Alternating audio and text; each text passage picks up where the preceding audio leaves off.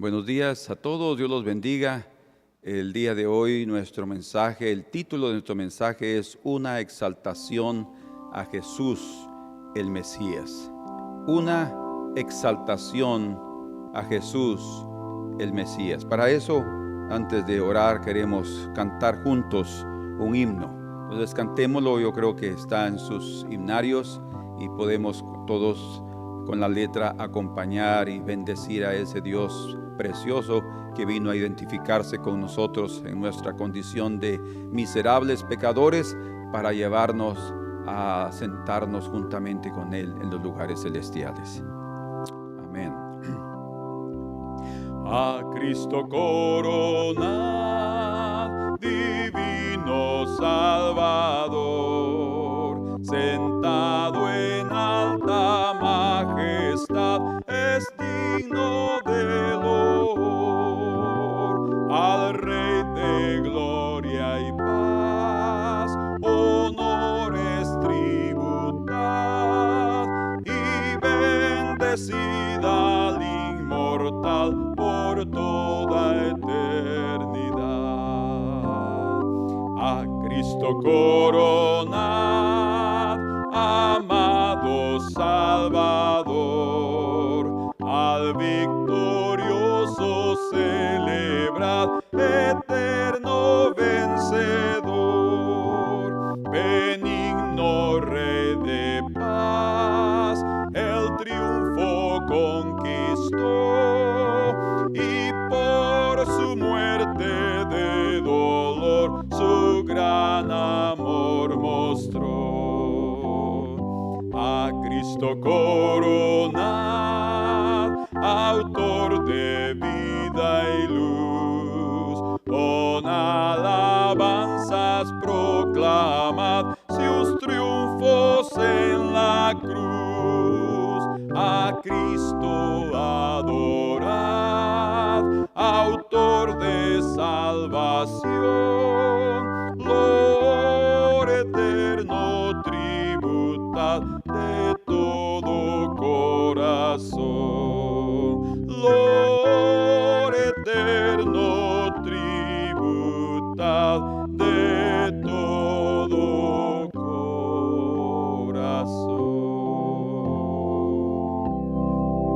Señor, agradecidos estamos por la obra maravillosa, ese misterio divino de Dios hacerse carne, de venir y ser como uno de nosotros para rescatarnos de nuestra condición.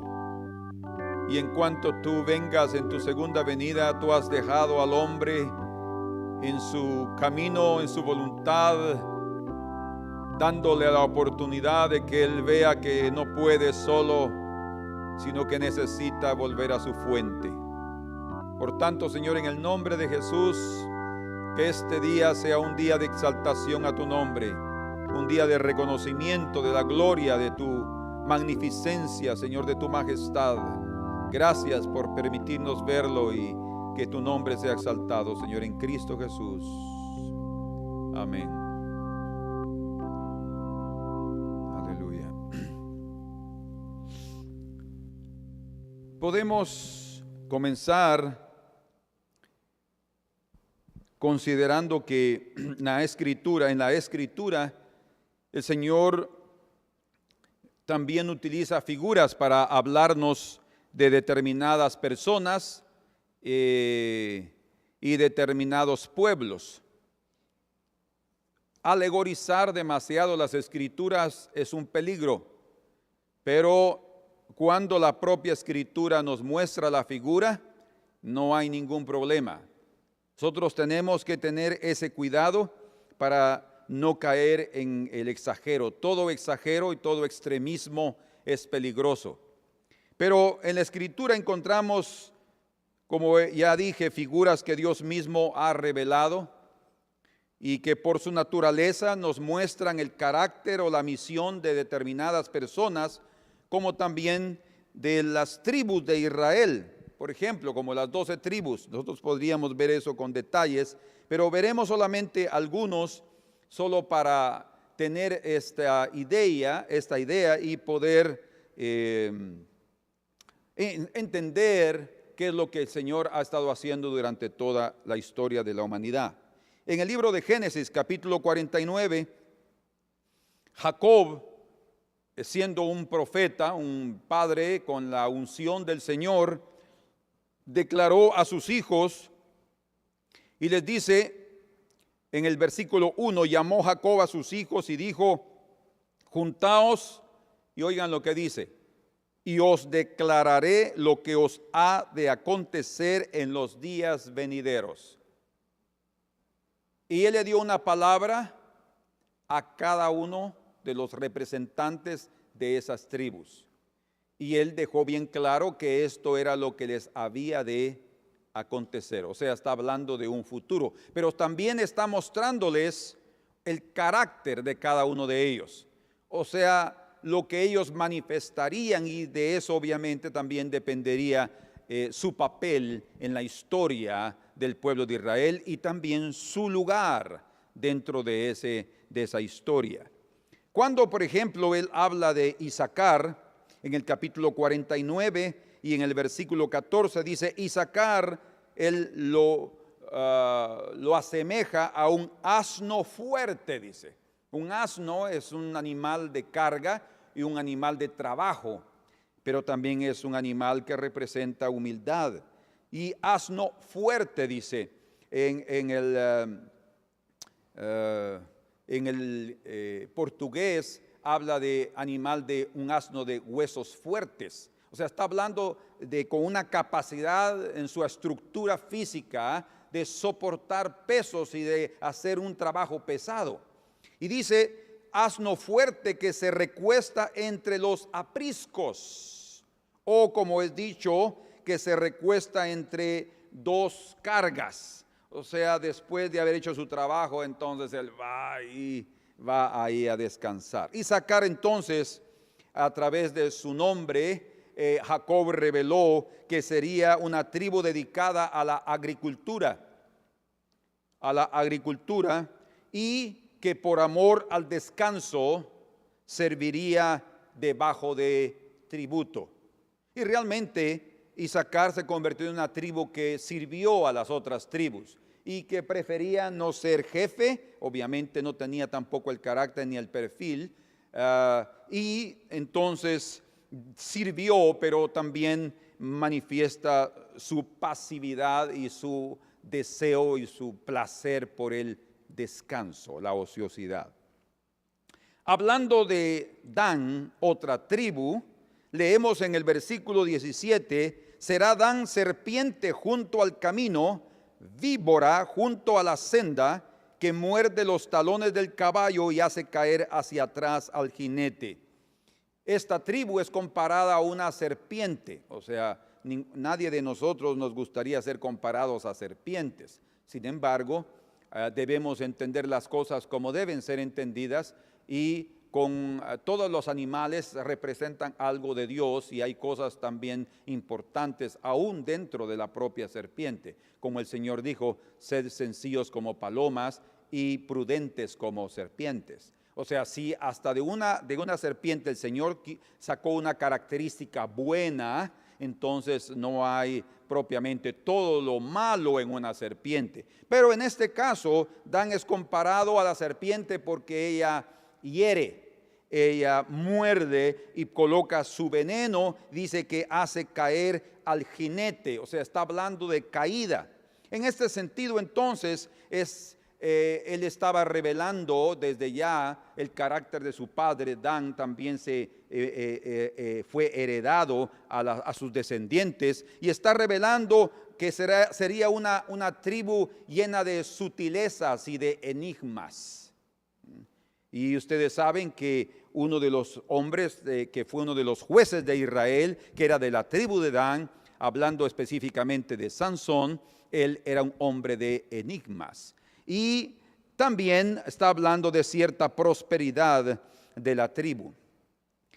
Hablando de José, en el versículo 22 dice, rama fructífera es José, rama fructífera junto a una fuente, aguas para poder ser fructífero, cuyos vástagos se extienden sobre el muro. Está hablando entonces, comparando a José a una rama fructífera, o sea, llena de cachos, llena de uvas.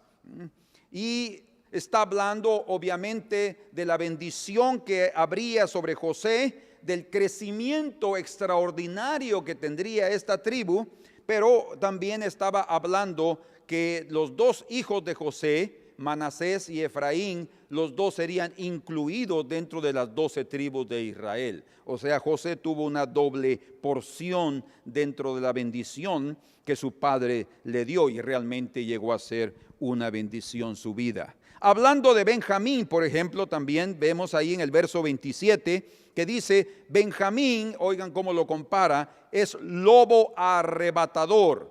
A la mañana comerá la presa, y oigan lo que hace, y a la tarde repartirá los despojos. O sea, primero está hablando, cuando habla de despojos, también está hablando de los restos de la presa, pero también está hablando de guerra, de lo que queda, de lo que él consigue al hacer guerras. Y en la vida de Benjamín, la tribu de Benjamín, encontramos que tiene una vida de guerras, pero es guerra. Vemos en su historia que Benjamín defiende guerras injustas y tiene contiendas violentas. Entonces, estas tribus, cada una de ellas les fue dicho lo que sería en los postreros días. Pero también se habla de Judá en el versículo 8, y es comparada Judá a un león, y dice: te alabarán tus hermanos. O sea, todas las demás tribus levantarán en alto a Judá. Tu mano en la cerviz de tus enemigos. Está hablando de dominio sobre sus enemigos. Cachorro de león, Judá, de la presa subiste, hijo mío. Oigan cómo habla él: hijo mío, se encorvó, se echó como león, así como león viejo, ¿quién lo despertará? Entonces, cuando está hablando de Judá, está hablando que él sería entre sus hermanos alguien muy importante, y como dice ahí exactamente en el versículo en el verso 8: tu mano en la cerviz de tus enemigos, y los hijos de tu padre se inclinarán a ti. Está hablando del reino, ¿verdad? De Judá saldría el rey, el primer rey de toda la nación, reconocido por Dios, que Dios había escogido. Era el hijo de Judá, que es David. No fue propiamente Saúl, sino David, que era de la tribu de Judá. Benjamín dio a luz a Saúl, pero Judá dio a luz a David. Entonces, en el versículo 9 está hablando de que él es un león, un león.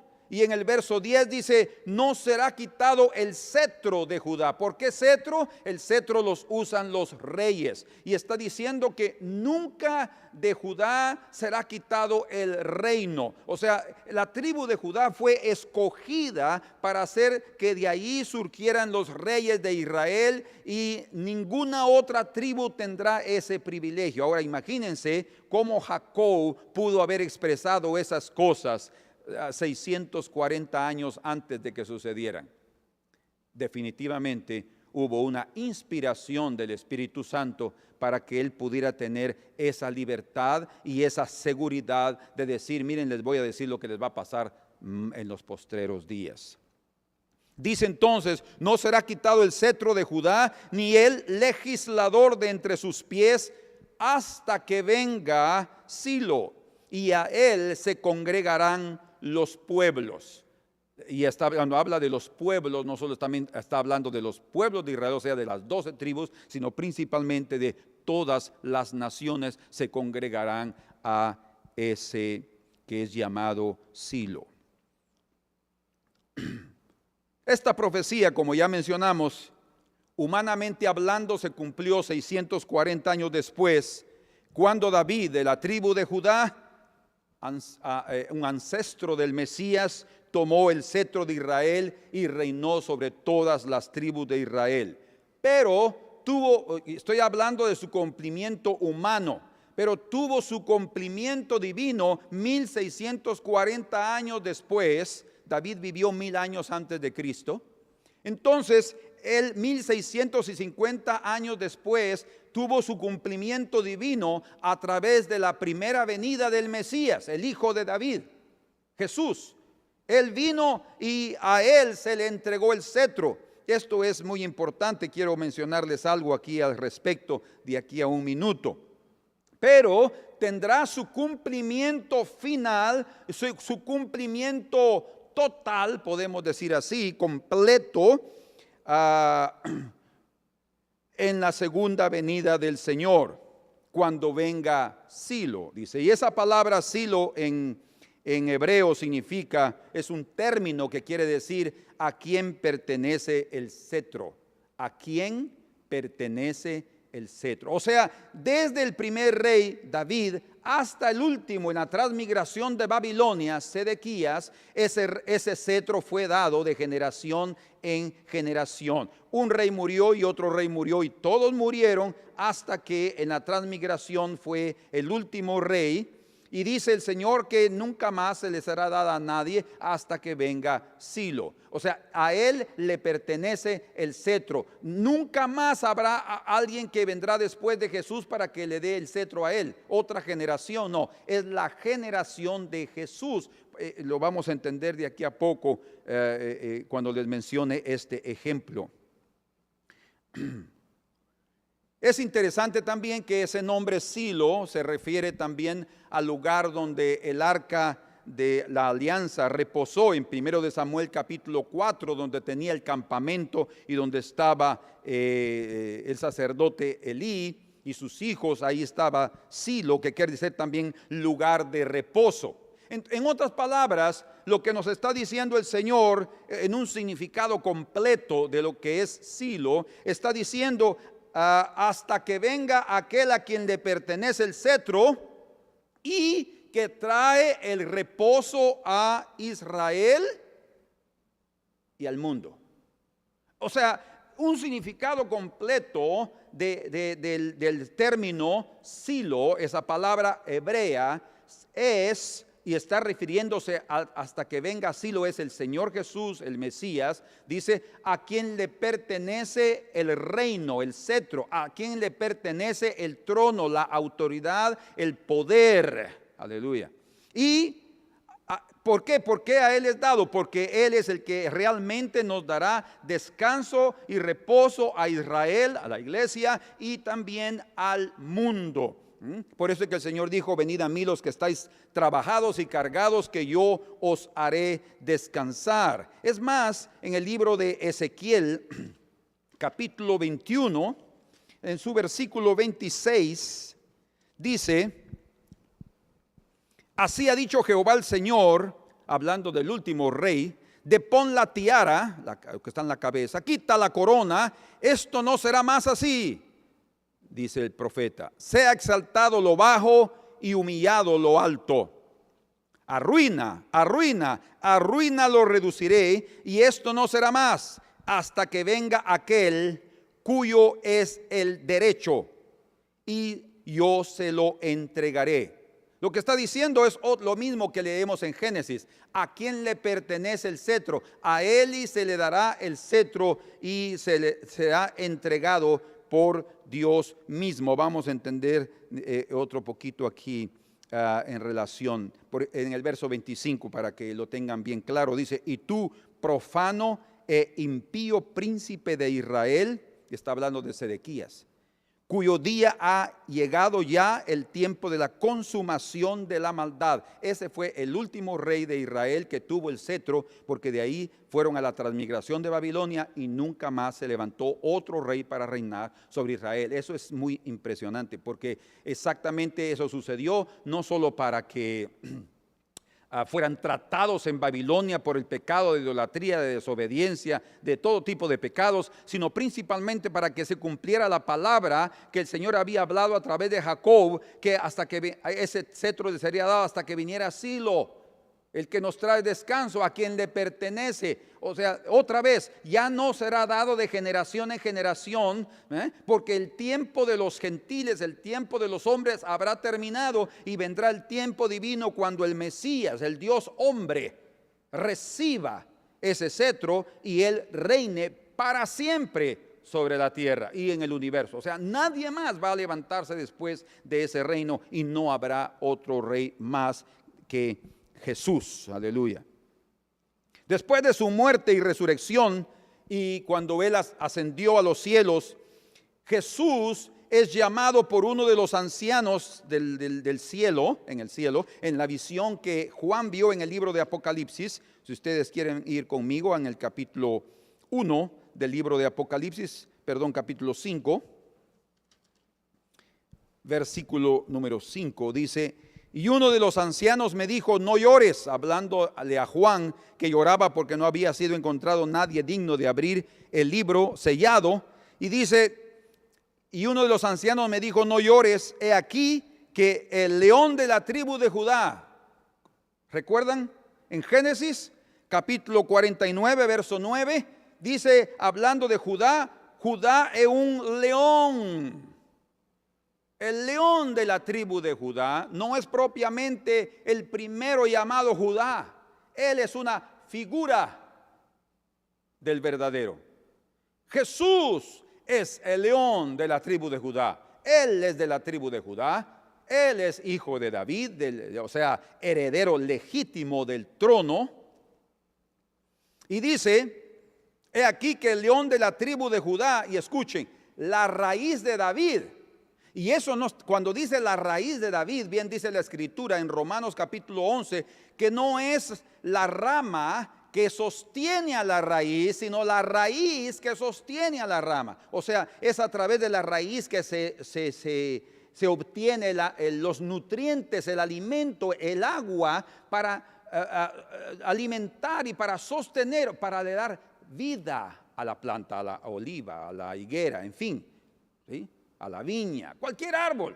La raíz es la importante. Entonces, cuando dice la raíz de David, no está hablando que es hijo de David, sino es la cabeza de David, la vida de David. Aquel que da por eso es que bien dice el Señor, hablándoles a los fariseos, dice, ¿quién decís vos que es el Hijo del Hombre?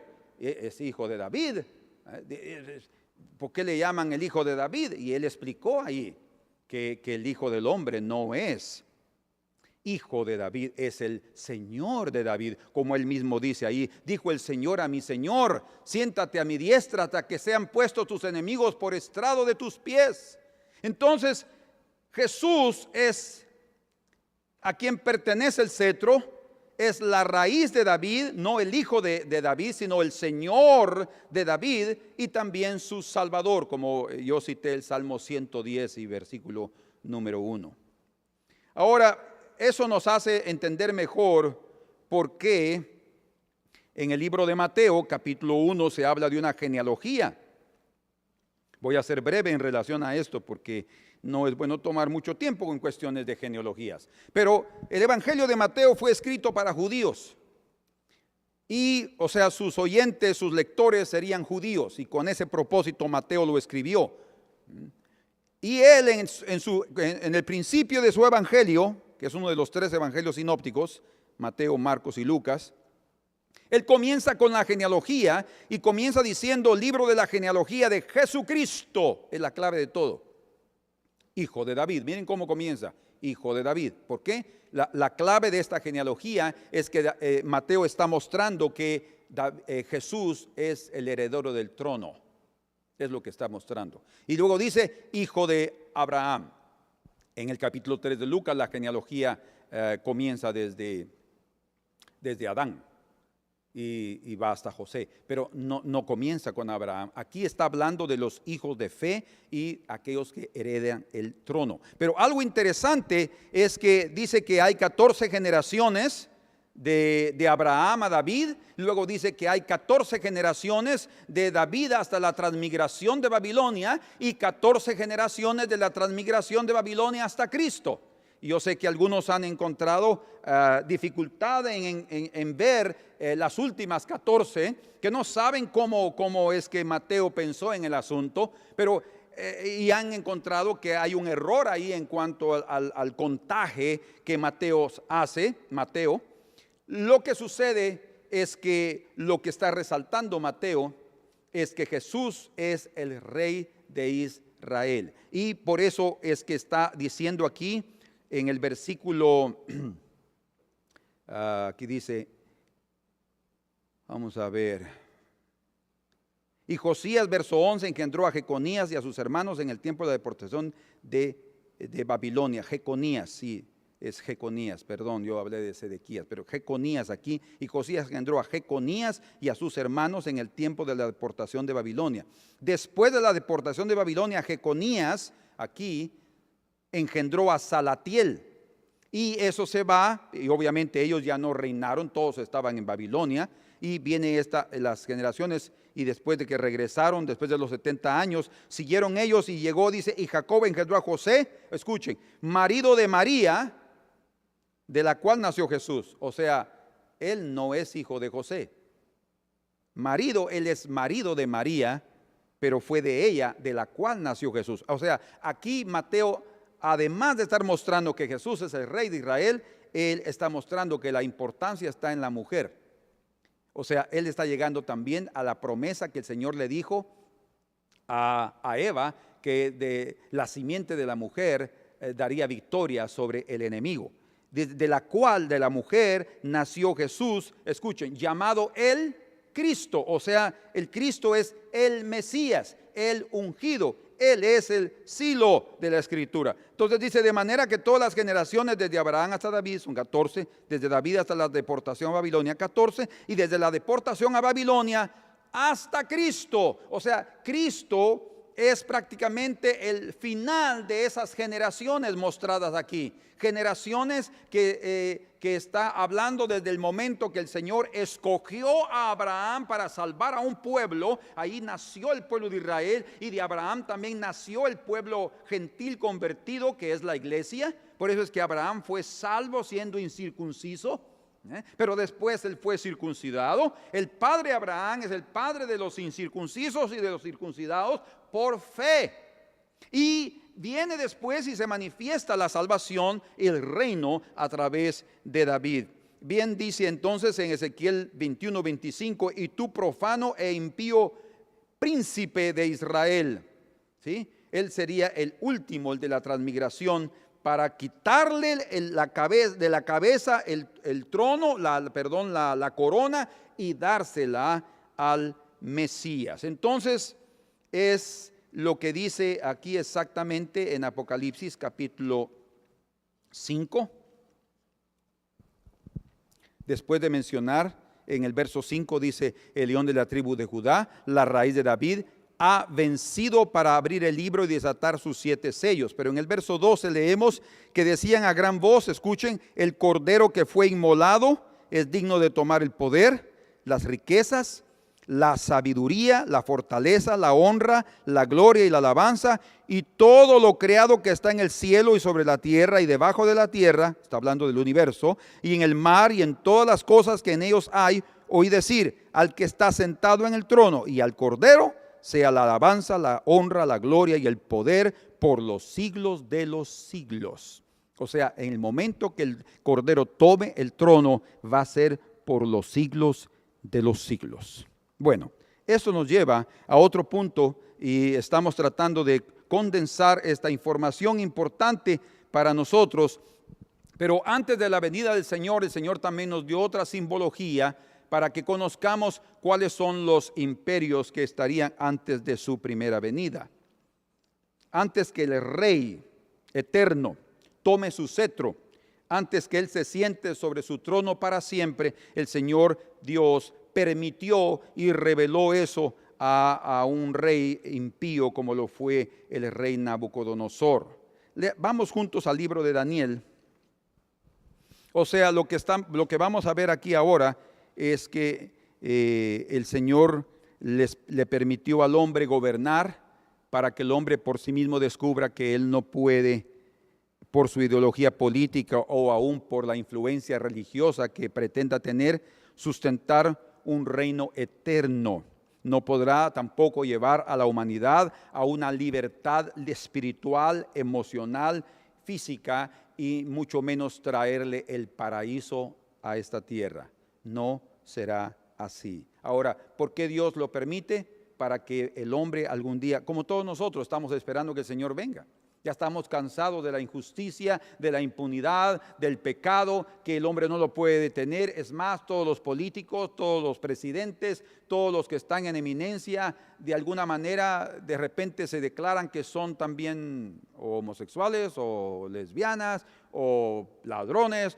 Ahorita el caso Panamá, ustedes tal vez ya han leído en las noticias lo que está sucediendo sobre el caso Panamá, sobre millones de hojas, documentos en los cuales ahí están involucrados personas de todo el mundo. Es una institución bancaria en Panamá que han administrado cuentas de hombres famosos a políticos. Ahí los nombres ahí fueron dados y ese es un escándalo en este momento. Políticos brasileños, está el nombre de Putin, el presidente de Rusia, está el nombre del presidente de Islandia, está el nombre de Zamorano. Si ustedes conocen a Zamorano, fue un jugadorazo chileno de las selecciones ya más antiguas. Él también, está el nombre de Messi.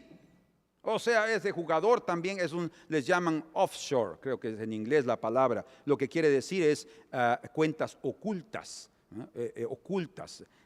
que no quieren que se conozcan. Todo eso está en ese caso Panamá. Y hay nombres registrados ahí en esos papeles, en esos documentos. Y yo creo que es para mostrar realmente. Platini, el de la UEFA. O sea, presidente del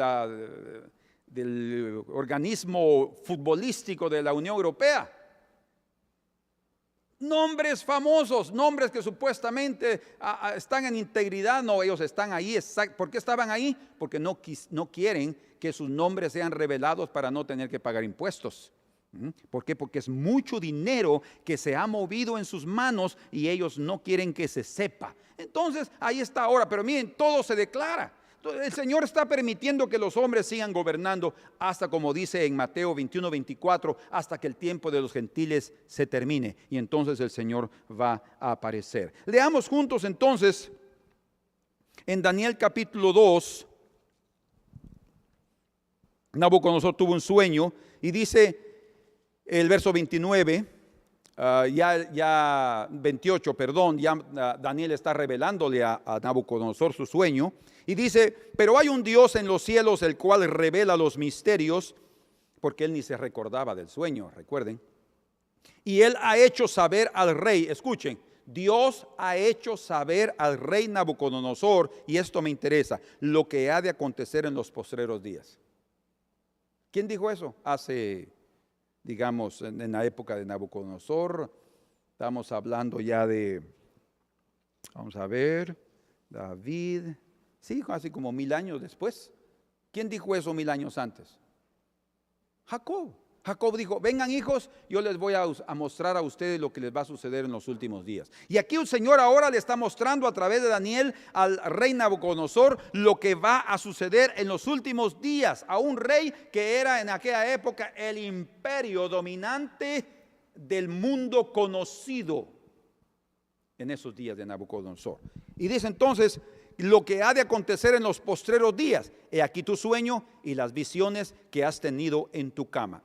Estando tú, oh rey, en tu cama, te vinieron pensamientos por saber lo que había de ser en lo porvenir. Imagínense. Y el que revela los misterios, Dios, te mostró lo que ha de ser. Y a mí me ha sido revelado ese misterio, no porque a mí haya más sabiduría que en todos los vivientes, sino para que se dé a conocer al rey otra vez la interpretación. Ese es el propósito. Qué precioso el corazón de Daniel, que no estaba considerándose alguien muy importante. Y para que entiendas los pensamientos de tu corazón. Tú, oh rey, veías, y aquí una gran imagen. Y aquí encontramos entonces la imagen del rey Nabucodonosor, que seremos breves porque tal vez más adelante ustedes van a oír otro mensaje donde tengamos que entrar en más detalles en relación a esos imperios. Entonces,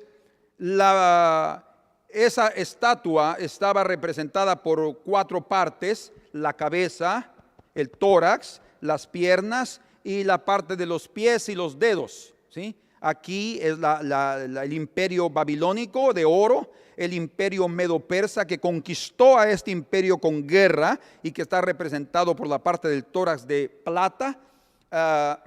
las piernas, que está representado por el imperio griego, que es bronce, y la parte de abajo de los pies, y aquí para abajo, que es de hierro, que representa al imperio romano, que está mezclado, dicen los dedos, con barro. Entonces son 4 imperios que están representados en aquella imagen, que ustedes pueden verlo ahí en detalles en las escrituras, en este capítulo 2 de Daniel. Y el Señor revela que en los días del cuarto imperio, bueno, primero veamos que el Señor declaró a través de Daniel quiénes eran esos imperios, ¿verdad? Ya lo sabemos aquí, Daniel le dijo, tú eres el primero, creo, vamos a ver aquí, para que no se queden ustedes con la duda. En el verso 37 dice, tú, oh rey, eres rey de reyes, porque, no, perdón, leámoslo aquí en el verso 32. La cabeza de esta imagen era de oro fino, su pecho y sus brazos de plata, su vientre y sus muslos de bronce y sus piernas de hierro, sus pies en parte de hierro y en parte de barro cocido. Estabas mirando hasta que una piedra fue cortada, no con mano, e hirió a la imagen en sus pies. O sea, si está hablando en los pies, está hablando primero en la parte más frágil, en la parte, digamos, en lo que realmente sustentaba el fundamento, la imagen, pero también está hablando que esa piedra se va a revelar en los días del cuarto imperio. No en los días del primero de Nabucodonosor, ni de los medos, ni de los griegos, sino de los romanos. En el cuarto imperio, Él se manifestó y exactamente eso sucedió en su primera venida. Él vino en los días del imperio romano. Cuando vino, dice Gálatas 4:4, en el cumplimiento del tiempo, Dios envió a su Hijo, nacido de mujer, nacido bajo la ley. Él vino en el cumplimiento exactamente para que todo aquello que ha sido profetizado se cumpliera. Y dice en el verso 36, este es el sueño, también la interpretación de él diremos en presencia del rey. Tú, oh rey, eres rey de reyes, porque el Dios de Dios te ha dado reino, poder, fuerza y majestad. Y donde quiera que habitan hijos de hombres, bestias de campo y aves del cielo, Él los ha entregado en tu mano y te ha dado el dominio. 39, después de ti se levantará otro reino inferior al tuyo. O sea, está hablando entonces de que estas partes del cuerpo representan reinos. Y ya sabemos por la historia cuáles son esos reinos, de los cuales ya se los mencioné rápidamente y sin duda todos ustedes lo saben. Pero desde los días que esa piedra se manifestó, que es Cristo, porque Él dice aquí en el verso 42, y poseer los dedos de los pies en parte de hierro y en parte de barro cocido, el reino será en parte fuerte y en parte frágil.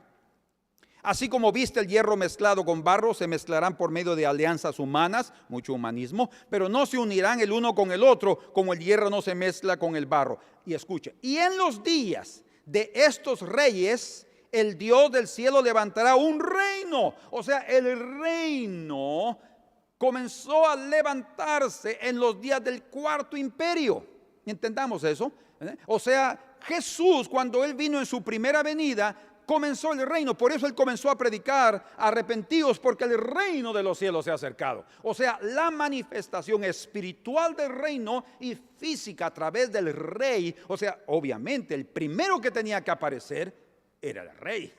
Él es lo más importante del reino.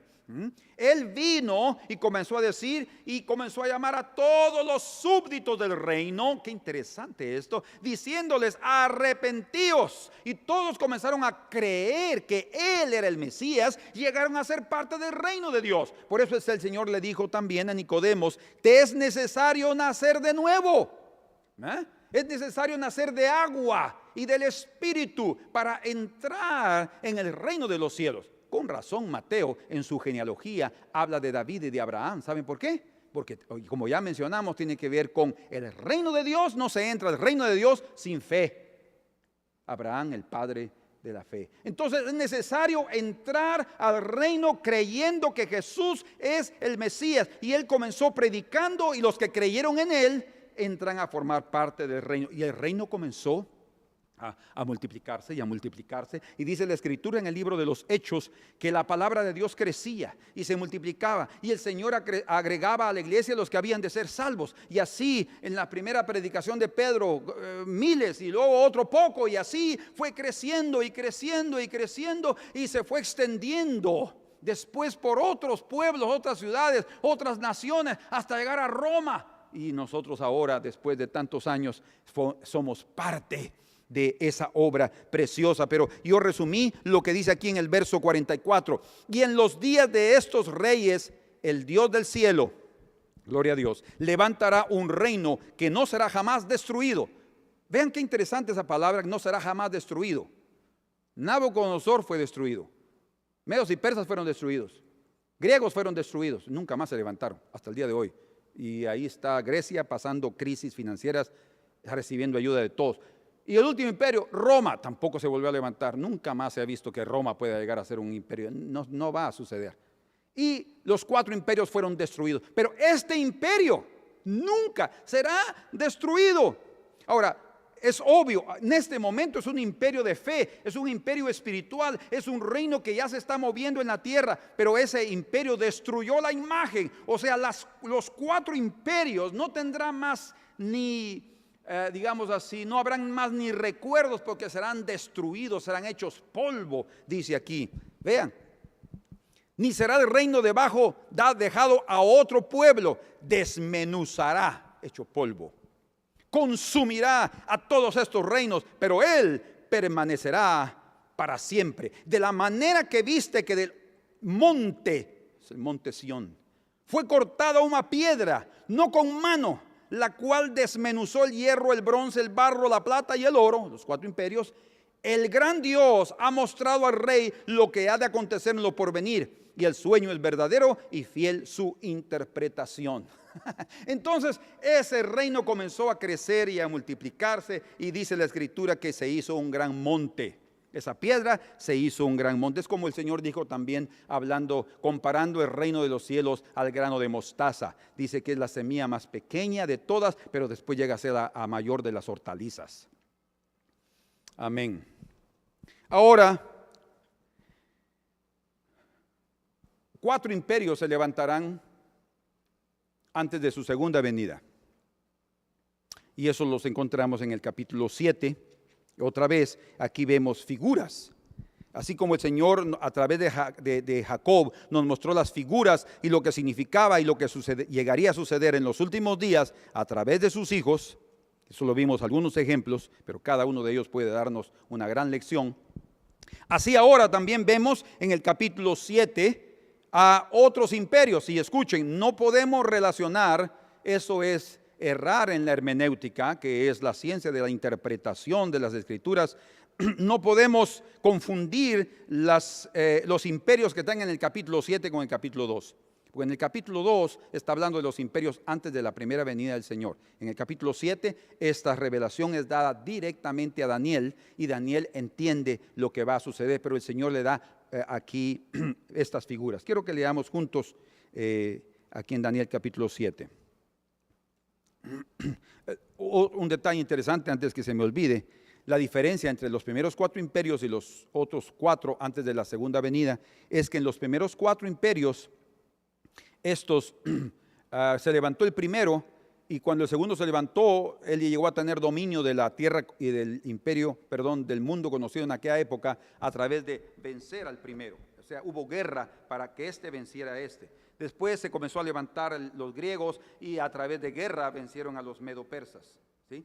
Y después se levantó Roma, y a través de guerra conquistaron a Grecia y la vencieron. O sea, estos 4 se levantaron por guerra, por la imposición. Los últimos 4 imperios, la diferencia es que ellos prácticamente serán contemporáneos. Contemporáneos, o sea, no habrá cientos de años que pasarán ellos gobernando sobre todo el mundo, sino que ellos estarán, esos 4 imperios, teniendo dominio sobre el mundo, ya no conocido en aquella época, sino lo que es todo el globo en sí.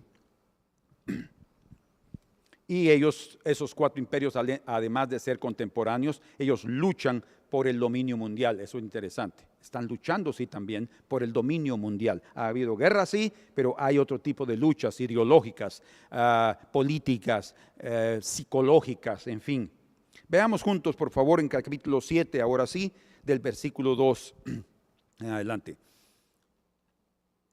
Daniel dijo: miraba yo en mi visión de noche, y aquí que los 4 vientos del cielo, está hablando de los 4 confines de la tierra, combatían en el gran mar. El gran mar es figura de muchas aguas, son figuras de multitudes, todas las gentes de todas las naciones, dice, ellos combatían en el gran mar. Y 4 bestias grandes, aquí hay bestias, recuerdan, un león es una bestia, sí, un lobo es una bestia, sí, y ellos, una serpiente es una bestia, pues sí. Ellos representaron a aquellas tribus. Aquí veamos ahora 4 bestias y que también nos muestran esas figuras. Y 4 bestias grandes, ahora sí, diferentes la una de la otra. ¿Por qué? Porque la ideología de cada una es diferente, la forma de actuar es diferente, su forma de gobierno es diferente.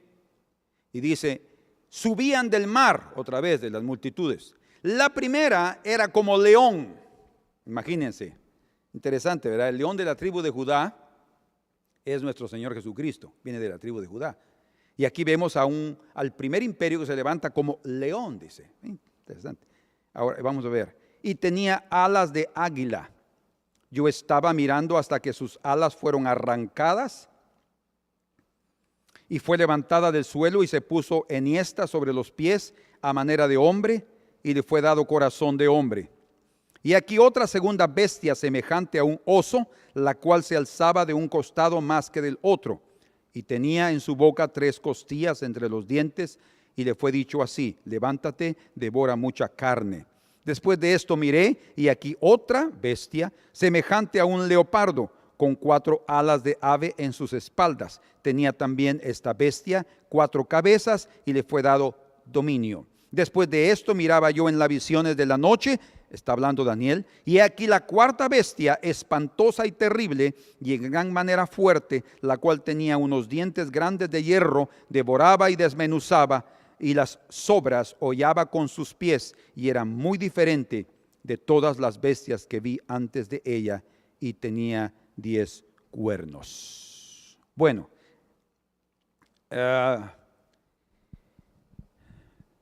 dice que son diferentes una a la otra. Creo que tampoco nos será difícil poder discernir quiénes son esas bestias. El Señor nos lo muestra aquí a través de estas bestias salvajes. Y creo que cada uno de los grandes imperios que han habido después de la segunda venida del Señor, obviamente imperios que dominaran el mundo, podemos pensar en el imperio británico, por ejemplo, es el primer imperio británico, y el símbolo del imperio británico es el león. Interesante. El símbolo del imperio británico es el león. Es más, algunos estudiosos bíblicos han dicho que las 10 tribus de Israel que fueron perdidas, porque hoy en día pues está la tribu de Judá, los judíos, pero después de la transmigración y de que el imperio asirio llevó también al imperio del norte de Israel, que eso eran las 10 tribus restantes, algunos creen que esas 10 tribus perdidas se fueron directamente para Inglaterra.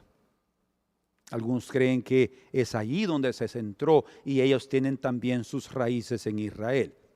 Es interesante, yo no lo confirmo, nadie realmente lo puede confirmar, son especulaciones, pero lo que sí es interesante, ¿verdad? Y nos muestra que porque ellos también tienen el león como símbolo. Entonces podemos decir que, y no hay duda, en la historia se vio el imperio británico, ellos teniendo dominio. Aún antes de la Primera Guerra Mundial, ellos tenían dominio sobre toda la India, sobre Hong Kong y sobre otros lugares como por ejemplo toda la Palestina. Ellos eran dominadores de esa área. Muchas partes del África, Inglaterra dominó por completo. Llegó también a dominar juntamente con España los Estados Unidos, cuando ellos vinieron como a colonizar. O sea, el dominio inglés fue impresionante. Era grande, realmente fue un imperio. Y ese imperio, viene aquí, nos es mostrado que fue dividido, porque dice aquí, es un mismo imperio. Tanto el imperio británico como el imperio americano es un mismo imperio. Ellos son los mismos. De hecho, hasta el día de hoy son aliados íntimos, porque bueno, son considerados hermanos a pesar de tantas peleas que han tenido y cómo ellos se independizaron de Inglaterra, pero han estado trabajando juntos en la inteligencia, en los ejércitos, luchando en la Primera y Segunda Guerra Mundial y en otros problemas y conflictos en el mundo. Ellos siempre están metidos de cabeza ambos. Entonces, estos dos representan sin duda el primer gran imperio del león y del águila, y es interesante que los Estados Unidos tienen como símbolo el águila. Entonces hay mucho humanismo ahí, sin duda, pero esos imperios serán destruidos. No hay duda que Inglaterra ya no tiene el mismo dominio que antes, y Estados Unidos también lo está perdiendo en estos días, no hay duda. El segundo imperio, representado por el oso, tampoco no podemos tener ningún tipo de duda. Ya sabemos hoy cuál es el imperio que en su escudo y en su país, la figura que los representa es el oso.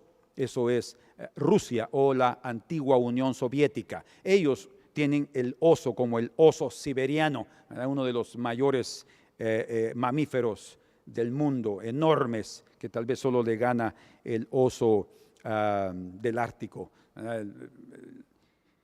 el blanco, el oso blanco, pero es enorme y él es unas garras. Yo vi una vez un oso siberiano y fue una de las cosas que más me impresionaron en el zoológico de Guatemala cuando yo era pequeño y fui llevado una vez por mis papás. Yo vi de todo. Ese zoológico siempre ha tenido muchos animales, pero para mí lo que más me impresionó fue el oso siberiano.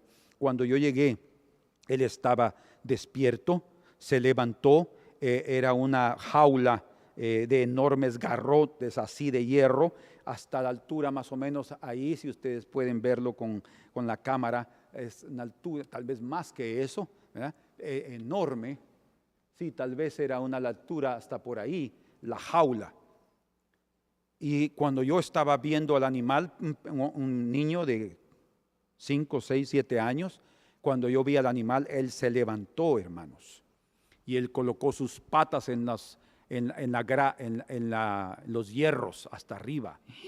Era un animal tan enorme, yo pequeño, yo lo miraba un gigante, de veras enorme, y cuando puso sus patas, las garras que salían de aquí, daba miedo.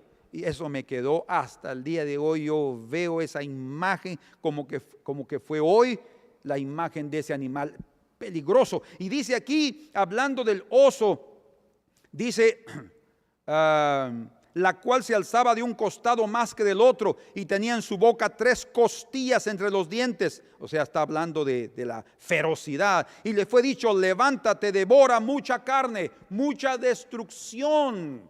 Y sí, definitivamente, a través del comunismo vino mucha destrucción y muerte en el mundo, en muchos países. Hasta el día de hoy el mundo está dividido entre el comunismo y la democracia, el socialismo, en fin, y tanta ideología un tanto diferente una con la otra. Hay el imperio ruso en contra del imperio gringo, hablando de la democracia y el supuesto capitalismo, y ellos aquí por el otro lado creyendo que esto es la forma. Pero la Unión Soviética cayó, pero el imperio permanece todavía. Económicamente, militarmente, Rusia es reconocido por uno de los especialistas de guerra más interesantes en los Estados Unidos. Ha declarado que probablemente en una batalla campal Estados Unidos no podría resistir el poderío militar de Rusia. Para mí, el ejército americano es un ejército poderosísimo y creo que tienen armas secretas guardadas. Pero la declaración de él, que es un especialista y que conoce ahí, dice que no podrían resistir. Y yo leí ayer un artículo de un helicóptero alligator, o le llaman un helicóptero cocodrilo o lagarto.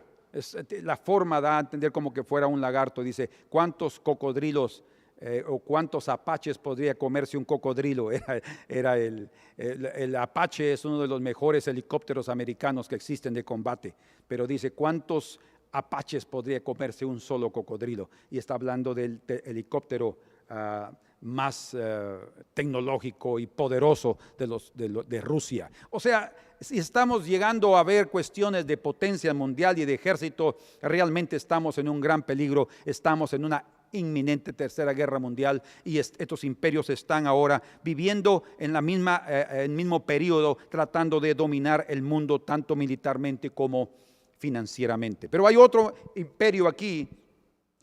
No voy a entrar en detalles porque entro en detalles en otra ocasión. El imperio en el versículo 6 representado por el tigre.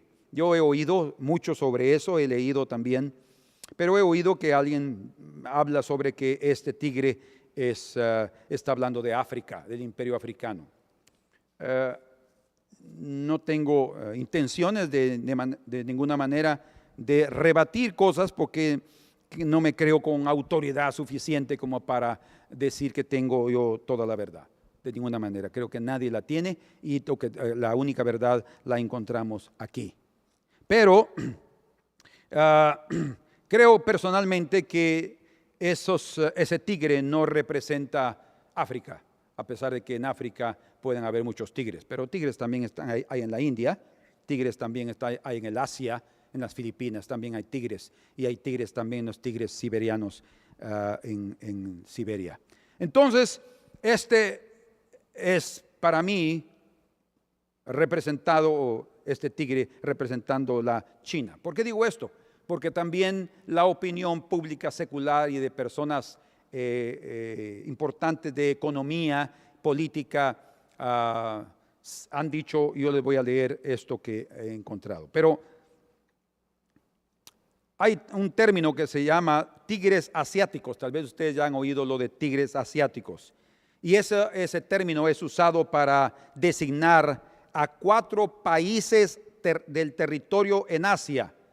El primero es Singapur, Corea del Sur, Taiwán, que es la República de China, y Hong Kong, que es la región administrativa de la República Popular de la China. O sea, prácticamente los tigres asiáticos son 4. Y aquí dice que ese tigre, ese leopardo, tiene 4 cabezas. El tigre es en portugués, pero en español dice leopardo. Es leopardo, pero dice tiene alas de ave en sus espaldas. O sea, es interesante porque también la China, uno de los animales mitológicos de ellos ha sido el dragón.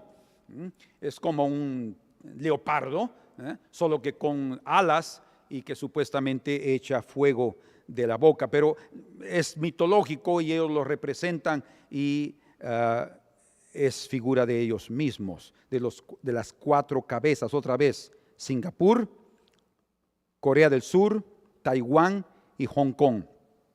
Y estos países tienen algo en común. Estos países, sus territorios, se presentan por el hecho de que ellos han obtenido un rápido crecimiento económico y un desarrollo industrial y tecnológico en las últimas décadas, desde 1970 a 1990, impresionante como pocos países en el mundo. El término entonces leopardo está relacionado con la forma agresiva y rápida con que ellos han actuado, estos 4 países asiáticos, en su economía y en cómo han abarcado el mundo con sus productos. Y es impresionante, ellos tienen control en este momento de muchas cosas. De hecho, hasta la mano de obra barata ha contribuido a que ellos hayan crecido demasiado. Es más, muchas de las empresas que no han podido ni permanecer en los Estados Unidos debido a los impuestos que tienen que pagar, se han ido a la China para poder fabricar allá. Y ustedes pueden ver en muchos productos electrónicos, hecho en la China, made in China. Para conseguir este rápido desarrollo, usaron una política de bajos impuestos, inversiones en tecnología y educación, incentivo a las exportaciones, una abertura para la entrada de capital extranjero, eso ha sido muy astuto, y una fuerte participación en la economía de mercado.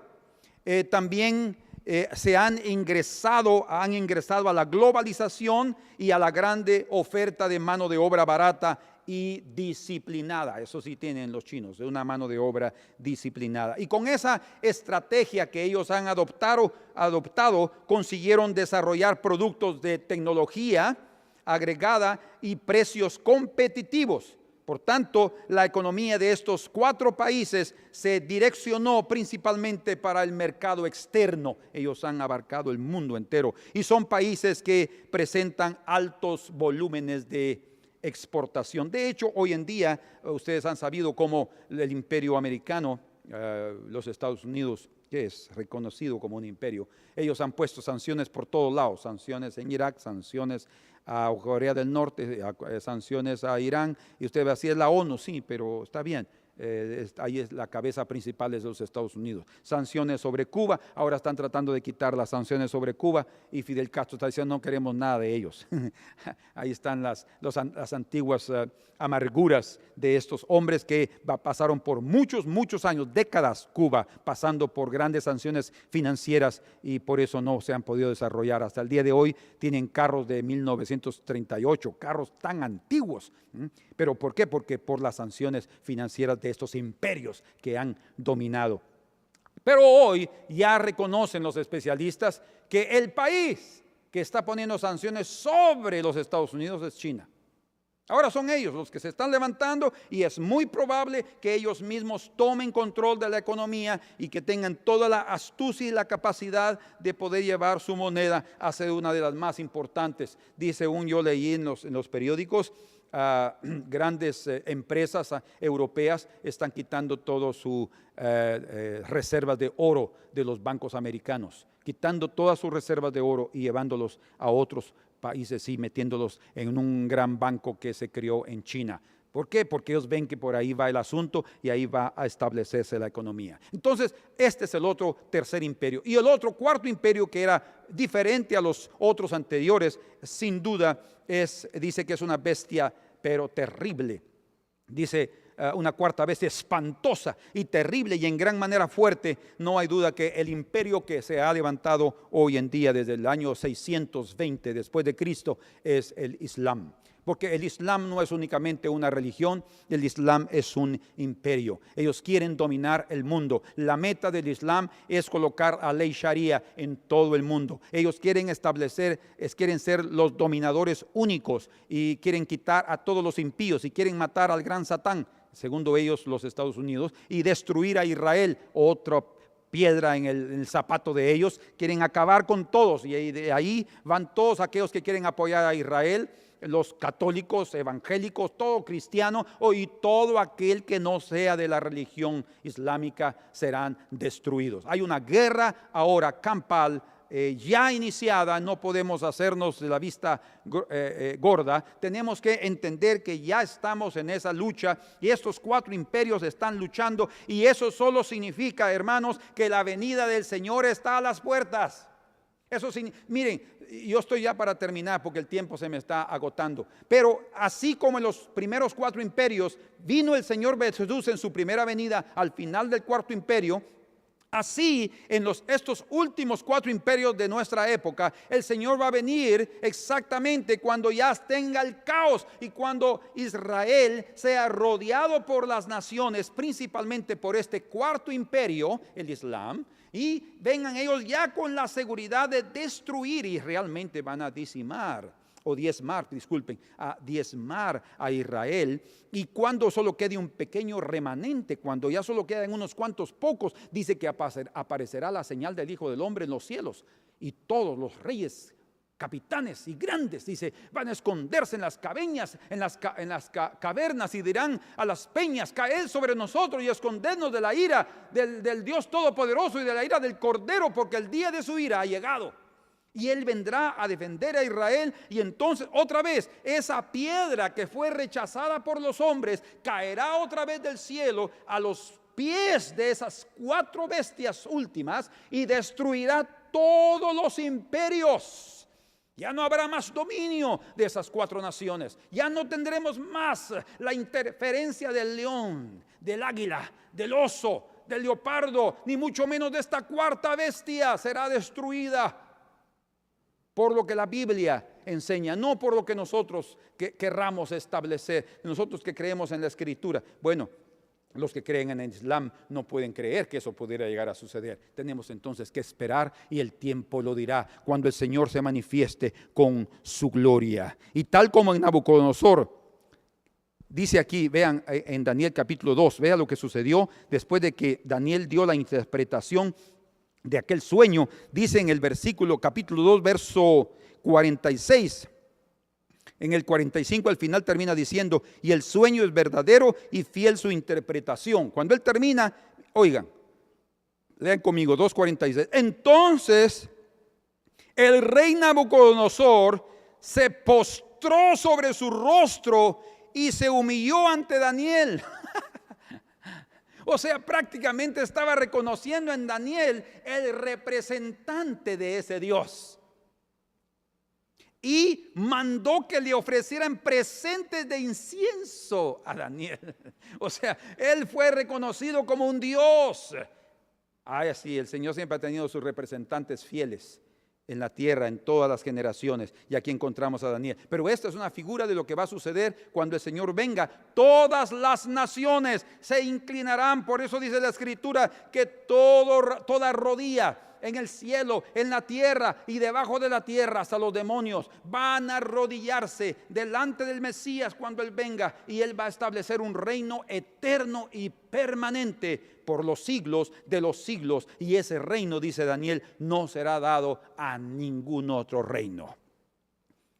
Por eso el título de nuestro tema es una exaltación a Jesús, el Mesías, porque Él merece toda la gloria. Pero ha sido porque Él ha sido humilde. Es porque Él es humilde. Una piedra, pequeña piedra, se inició, pero se hizo un gran monte. Y ahora aquí vemos. Y yo solo quiero terminar leyendo en Isaías capítulo 9. Vean conmigo por favor ahí, Isaías capítulo 9. Y comenzando en el versículo 6.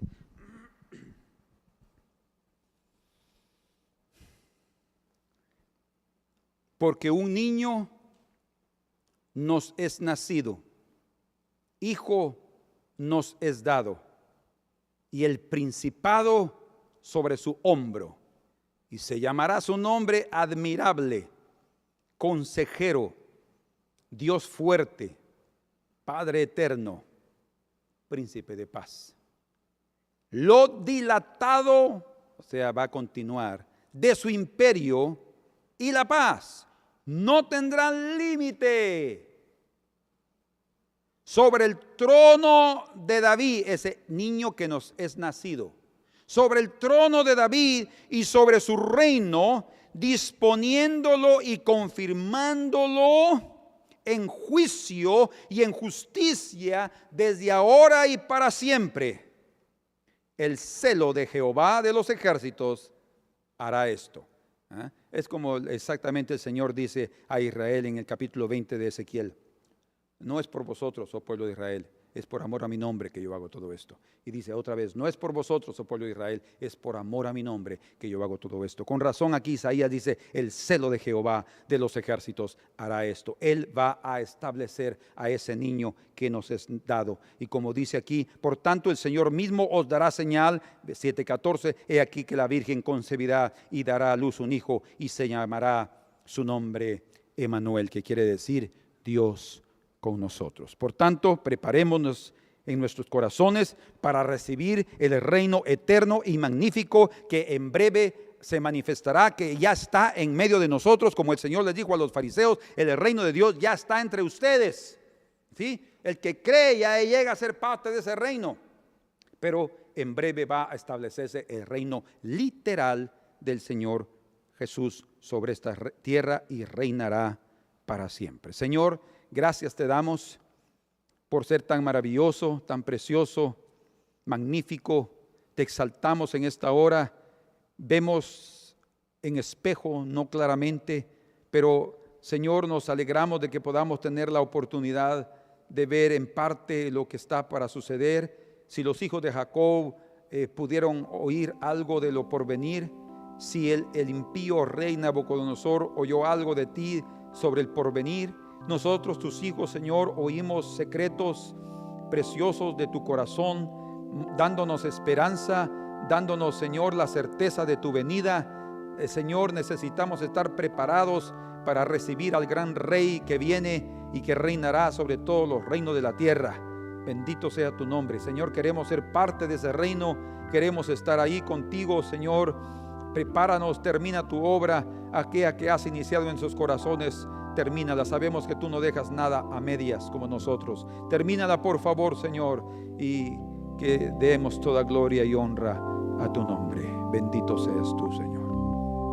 Amén. Terminemos cantando nuevamente este himno de gloria y honra a nuestro gran Rey. Aleluya.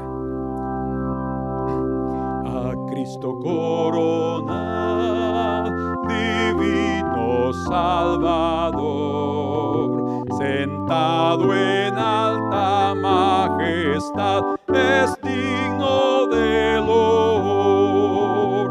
Al Rey de gloria y paz, honores tributad, y bendecida al inmortal por toda eternidad.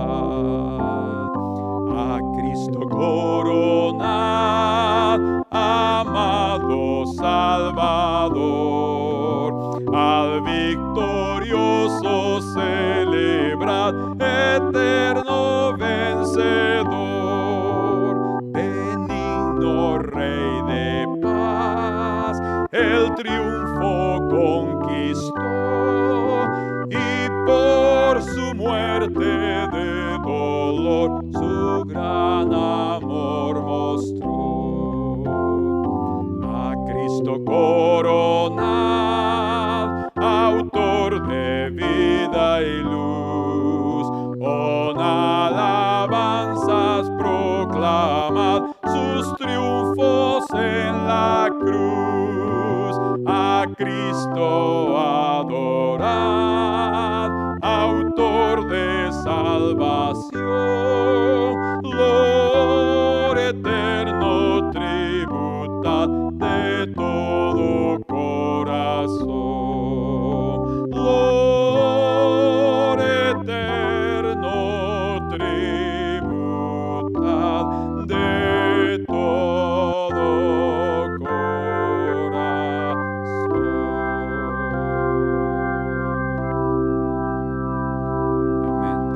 reciba toda honra y toda gloria, y que en breve estemos todos delante de su majestad, rindiéndonos delante de Él y colocando las coronas que Él haya colocado en nuestras cabezas a sus pies, reconociendo que ha sido la obra de gracia y de misericordia que nos ha llevado hasta el fin con victoria. Amén. Que Dios los bendiga.